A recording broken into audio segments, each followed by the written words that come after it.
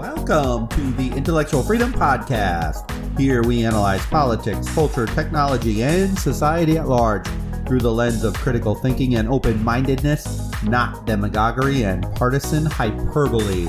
I'm Dr. David Hopkins, humanities professor, your host and guide. So without further delay, let's get started. The age of the internet, digitization, and computerization of life has opened the door to incredible innovation and growth. It truly has created a business renaissance, the likes of which have never been seen before. I think maybe the closest thing we could say is if we look back to the roaring 20s in America with the Industrial Revolution and that optimistic boom of wealth and progress and innovation to make life easier and more efficient, with things like the automobile, washers and dryers, air conditioners, all of those things. Right now it almost has that sort of Renaissance feel, that age of optimism, the explosion of wealth and innovation. It's incredibly similar to the tech boom. Millionaires, actually no billionaires, have been made in numbers unheard of in prior generations. Actually, the United States right now has 614 billionaires, most created from the tech boom. So on the one hand, the innovations are great, but you know me, we need to analyze all angles. And on the other hand, there's always this underbelly, this ugly side of the story. Incredibly serious and important problems with culture right now, with this vast concentration of wealth in the hands of so few, is becoming more and more apparent. In this podcast, I want to talk about power and control. In many ways, we really want our institutions and democratic capitalistic country to be ethical and honest.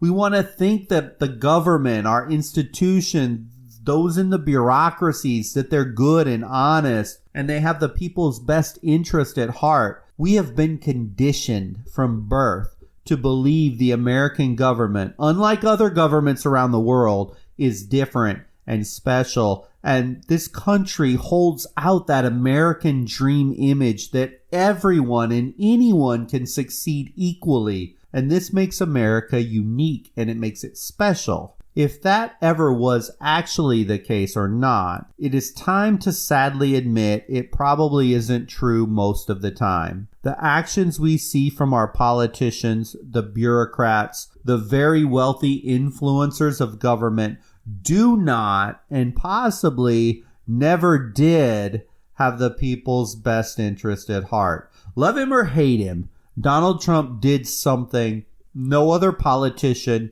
has ever done to the extent he was able to do it in modern history. He turned a blazing light on our government and the corruption that has seeped into it over the years. He had zero political experience, zero connections to Washington insiders, zero love or trust for the establishment. If you can remember, one of the rallying cries at his rallies was "Drain the swamp, drain the swamp." And he won the White House. It actually knocked Washington, D.C. on its heels. It knocked the mainstream media propaganda machines on their heels too, as he won really despite all of them. True character is never revealed in good times or times of victory. True character is always revealed in times of defeat and loss and really tough times. And after 2016, we can now see the true character of Washington, D.C., the establishment,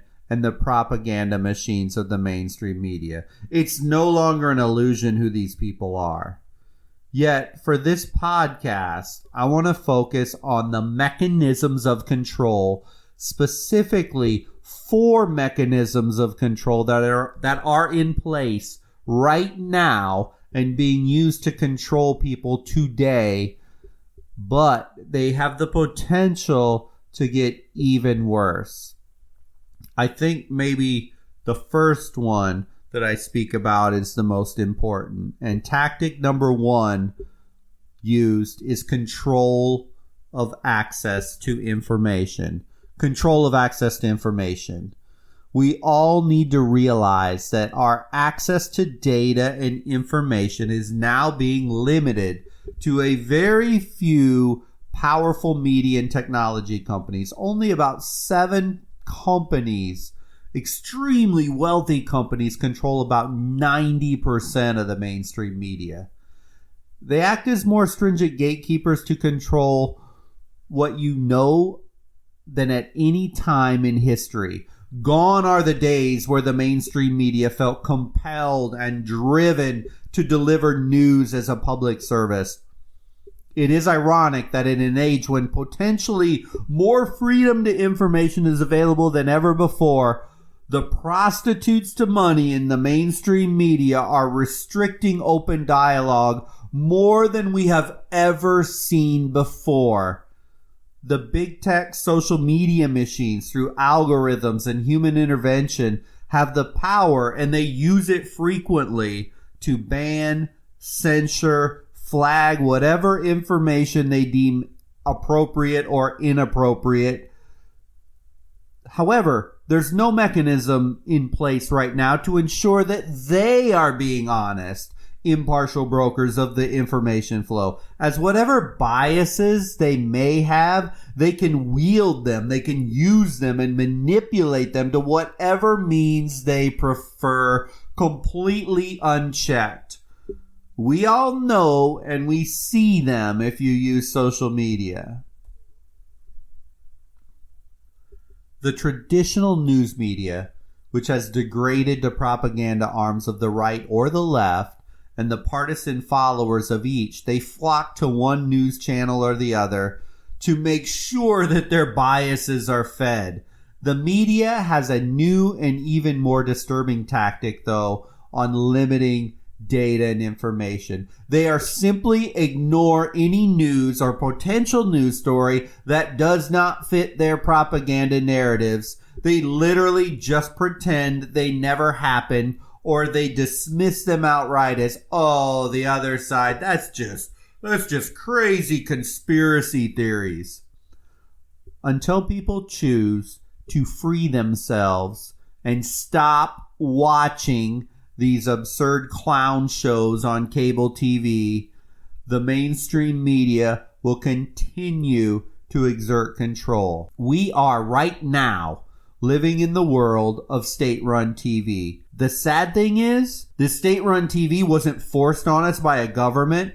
It's state-run TV of our own choosing. We are choosing either to blindly watch and listen to Fox on the right, or the new players on the block, Newsmax and OAN, or maybe it's AON, I'm not sure, whatever that channel is, or on the left, led by CNN, MSNBC, NBC, CBS, ABC, basically all the other channels. We are literally boxing ourselves into a state-run TV model, and the government didn't even need to put us there. The political parties didn't even have to put us there. That says a lot more about us almost than it does even of our media distribution channels. The second tactic, control the physical movements of people.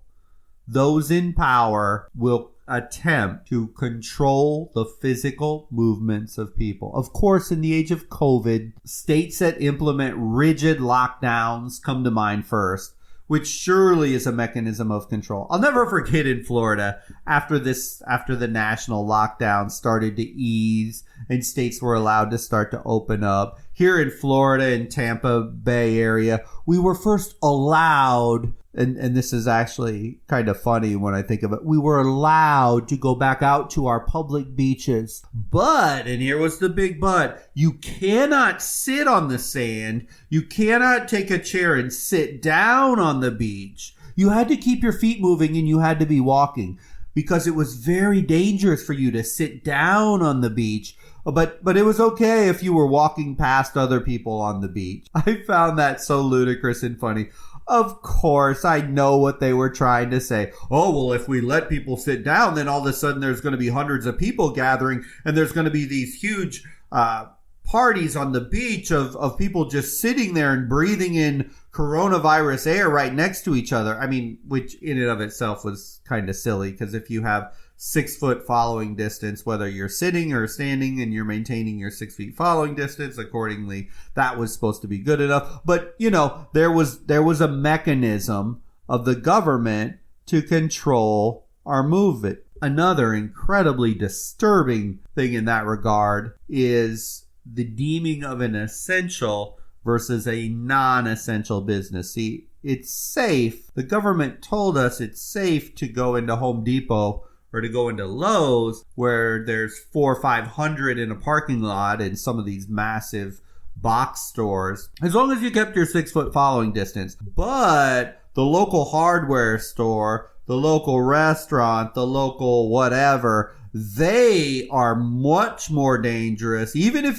it's 6-foot following distance in a hardware store versus Home Depot, that's very dangerous, and they're non-essential business. But the essential businesses were these huge multi-billion-dollar corporations. The thing that happens and the thing that gets scary is society becomes conditioned over time, like a dog or like an animal, to do exactly what the government says, even when you can't rationally justify or explain why something is being done.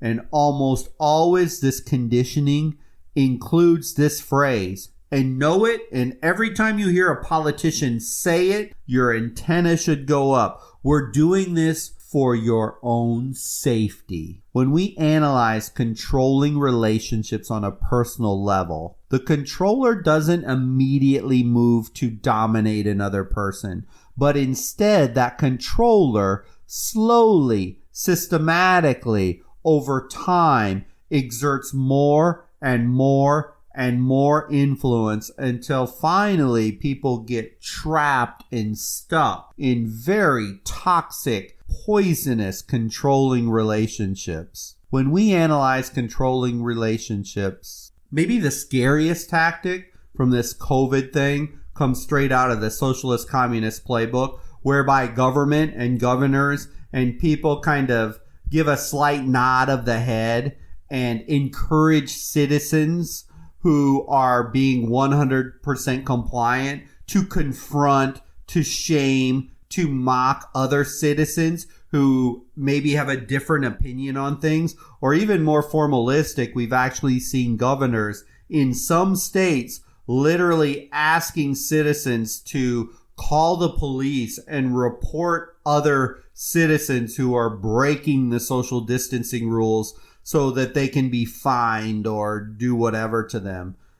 What a communist socialist tactic. Get the people to turn on each other, to report each other to the government for not towing the state line. It's pretty scary and pretty ugly. But it isn't just COVID. Local governments are now requiring permits to protest. I don't know if where you're from that happens, but that happens here where I'm at. This is actually hilarious to me. So let me get this straight.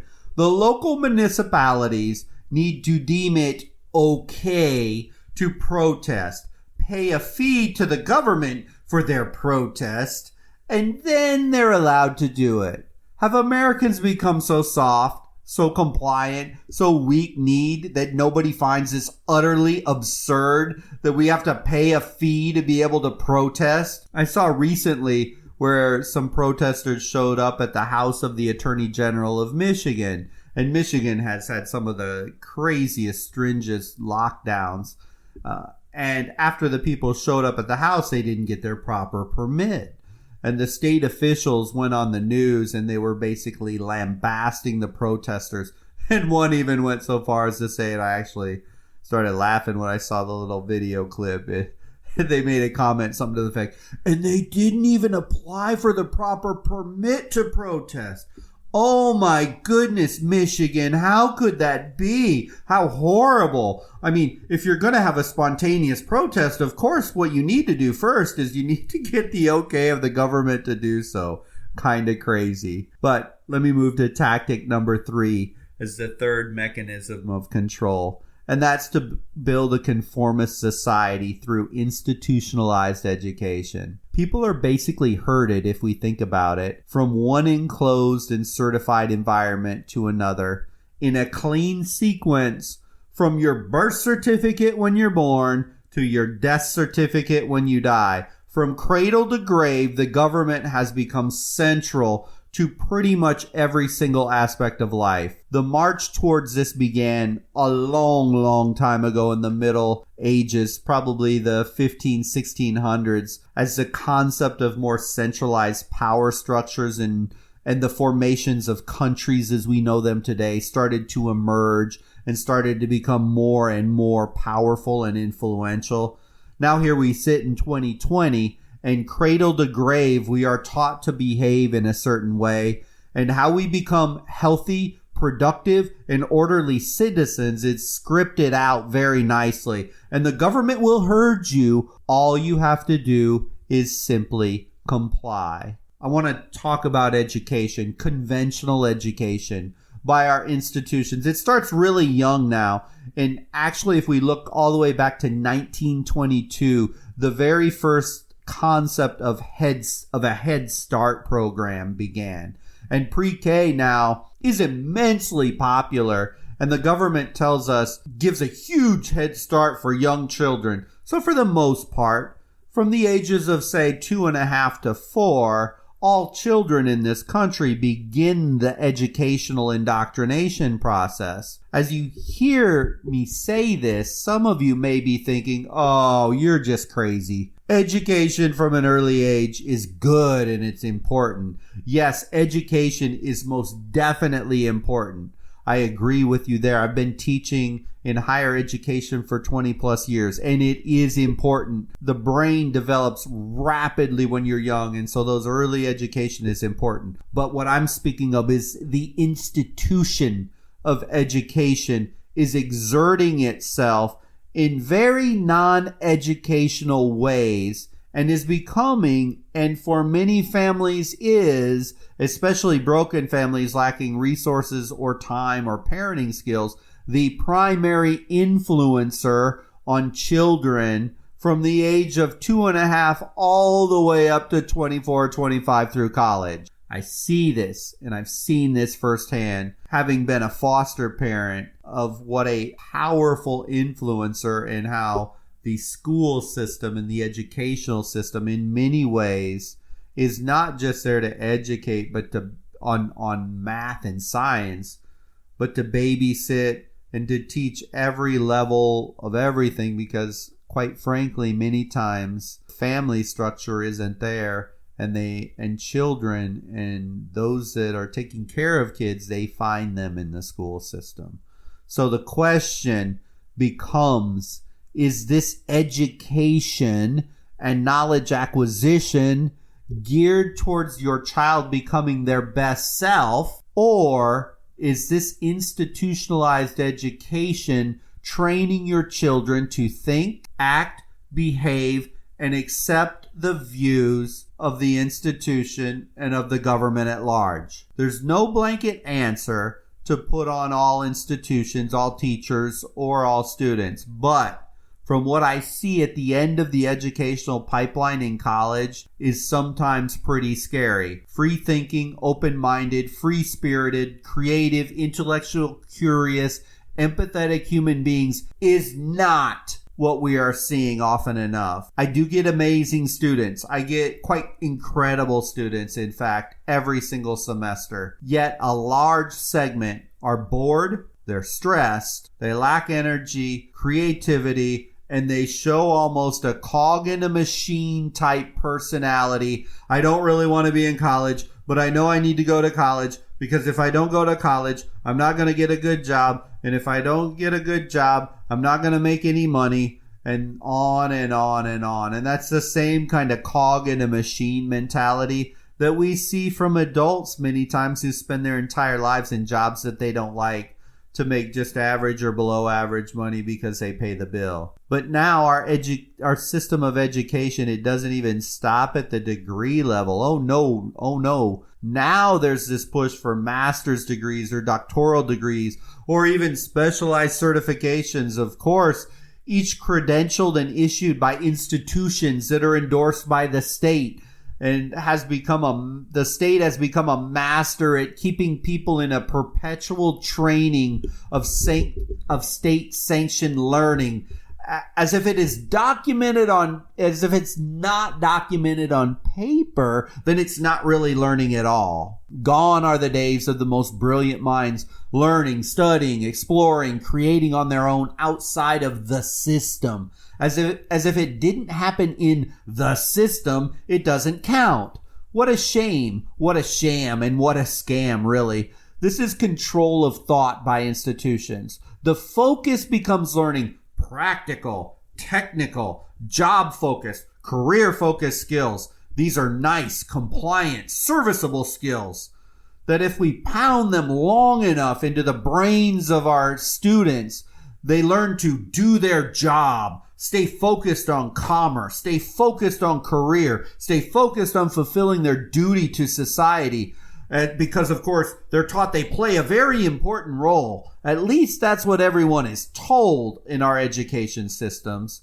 Nearly all go through all their K-12 and college accepting this. Nearly all acquiesce that the whole purpose of learning is nothing more than to get a skill, to get a job. Nothing else matters. That mindset creates robots. These robots are ready to take on the job, perform their duty, engaging all their time in a task, and never, ever to question, to analyze, to critique. They just assume the way it is the way it is because they've never been taught otherwise. The educational institution, endorsed and credentialed by government agencies, doesn't have a whole lot of use for critical thinkers who question authority. They don't have a need to create an army of free thinkers who can radically challenge the status quo. Mechanisms of control, they work great with conformists focused on a career job. Mechanisms of control, they fail when open-minded and intellectually curious people challenge the hierarchy of wealth and power and government. So it is best for the institutions to keep the masses bored, focused on earning a piece of paper, because that's like a ticket on an airplane that leads to an okay or pretty good job in the middle class, and spend the rest of their days thinking, working, plodding along to eke out a nice little life in a nice little house with a nice little family doing nice little things that conform to the nice little expectations of the government and the power structures. We rarely, as a society, stop to consider what and why we are taught and educated the way we are in America. Let's face it, the elites in power are okay when a few great free-thinking minds rise up and innovate, create, and challenge authority. But Jeff Bezos doesn't want to see 5 million Jeff Bezoses graduate college or high school every year. That's nothing but competition. The elite in government and corporate America need most people, most of the time, to be average, hardworking, and compliant. To go through the system of education with this false assumption that this is your ticket to getting ahead, when in the end, they just want you to get a pretty good job, make pretty good money, and be quiet, content, and submissive. This is how the powerful people hold power all the time. As Henry David Thoreau once said, most people live a life of quiet desperation. The key word is quiet. The controlling powers like you and me, quiet. The American education system in so many ways has become the incubator of bored, average, quiet degree seekers looking for money without an interest or care in pursuing deep knowledge, truth, critical thinking, and this powerful human ability to challenge authority. The fourth tactic, governments and institutions control by tracking them. In some instances, it could be literal tracking. That is, like required when a criminal is put out on parole and they're forced to wear an ankle bracelet tracking device. But it goes much deeper. Back to COVID-19 and the contact tracing idea. This is a literal retracing and tracking of your movements and the people you contact by the government, and you agree or disagree to participate. At least today, anyway, it is possible to disagree and not accept contact tracing. We'll see if this becomes mandatory for the quote-unquote safety of America, and they make it federal law and name it something like the Patriot Act or the Keep America Safe Act, or some other over-the-top patriotic title they love to give to the name of these bills, in which they're actually taking away your rights, but they make it sound patriotic so that you have to agree to it. But anyway, probably the most insidious and largest potential for corruption abuse is the tracking that's going on right now. Even as you listen to this podcast, your phone. Our always connected world basically means always tracked. Every click, every website, every text, every social media post, every music download, every podcast download, every store you visit, every Google map you visit, all of it, all the time is traceable. Your phone pings off a tower constantly delivering data. None of that matters, you say. Heck, anyone who wants to look at the websites I visit or the emails I send, they're just going to be very, very bored. Ha, ha, ha. Well, it doesn't matter till it does. And it's all funny until it isn't. The Chinese social credit system is real and could be implemented by our government today if they wanted to use it. See that Chinese social credit system? It's basically a means in China whereby everything that a Chinese citizen does online, offline, it's tracked, it's monitored. And every Chinese citizen's giving a score. It's kind of like our credit score. In America, we have a credit score, how well you pay back money when you borrow it. Well, the Chinese social credit system is basically are you a good communist or a bad communist? And the higher your score, the more privileges you get. The less you comply with the government, the more questionable websites you visit, the more questionable places you go. Well, then the lower your credit score, the lower your social credit score, and the lower the number of opportunities you're given. That is in place. It is being used, and it's being used right now, and it could be done here. That tracking of our movements, the tracking of what we watch, what we listen to, what we type in email, what we send in text, it matters. And your privacy matters. What if our government decides that any person who has a registered firearm must be monitored and tracked by the FBI because they are a quote-unquote potential danger to society? Or what if they say any registered voter who voted for Trump in the last 2 elections, they're not allowed to be hired in the government because they're all racist? Of course, these are extreme examples, right? Not anywhere near the public sphere today, but the truth is they could be implemented if an administration would decide to push the boundaries. As the fact is, the government does know about you. They know more about you than you could ever imagine. And knowledge is power, and power leads to control, and control leads to corruption. I ask you to read carefully about your privacy, or watch movies or documentaries about surveillance by our government. I got done talking about the Joe Rogan podcast a while back. He did 2 amazing episodes where he brought on Edward Snowden, the whistleblower, and he revealed how insidious and illegal our government has been in surveilling all of us. I just ask you, educate yourself. It's that important. Maybe someday I'll even do a podcast on this in the future. It's scary stuff.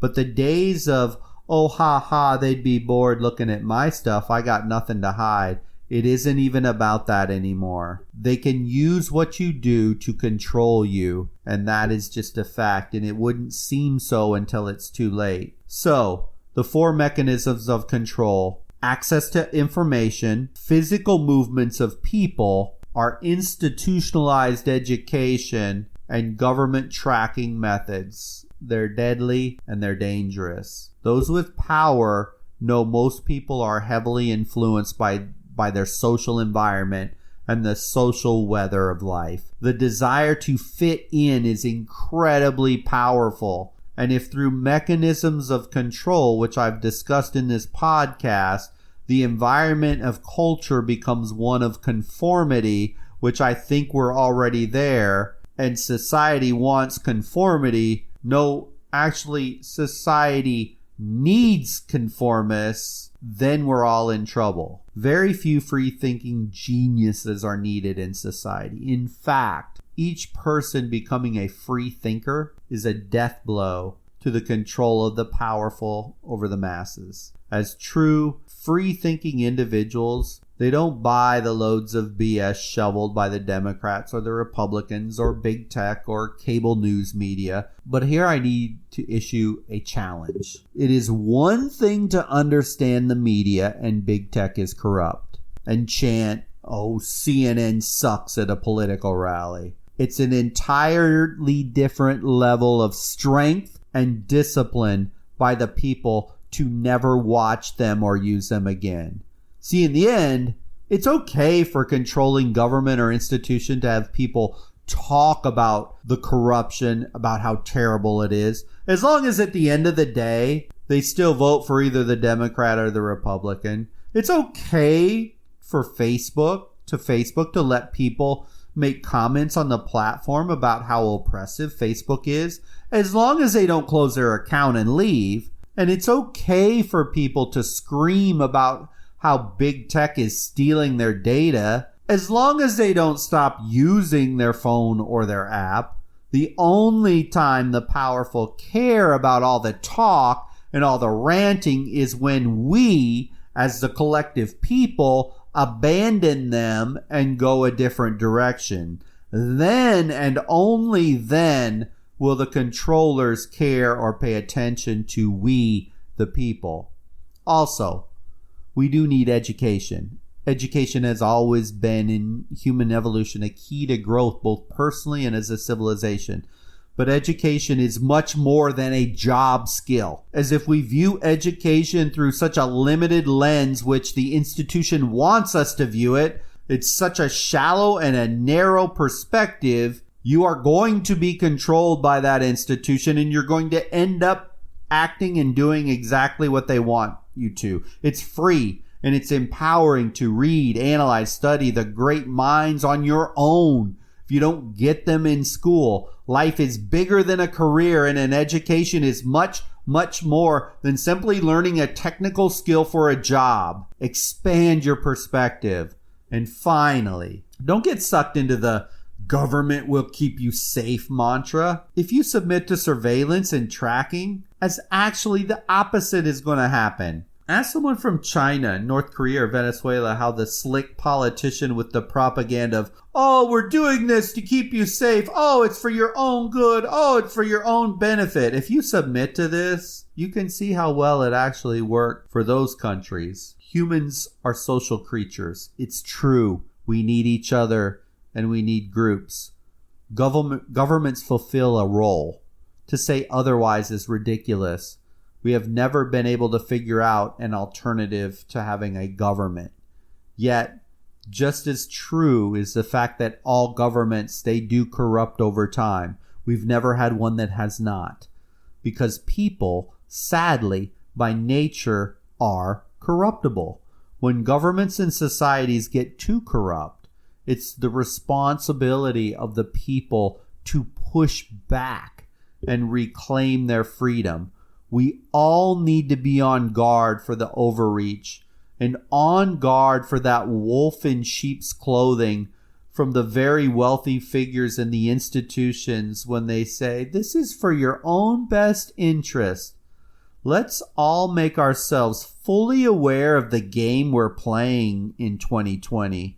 It will help all of us live out our best lives as free from the outside influences as we can get. Thank you for listening to the podcast today. I hope you found value. All of us need to understand the mechanisms of control those with power, money, and influence use to ensure their power is maintained, stability stays intact, and nobody questions their station in life. This is how the have and the have-not status quo is maintained. Remember, I generally publish new episodes every Monday and Wednesday, so if you click like or follow, you will be alerted when new episodes come available. Until the next episode, I hope you have a wonderful week.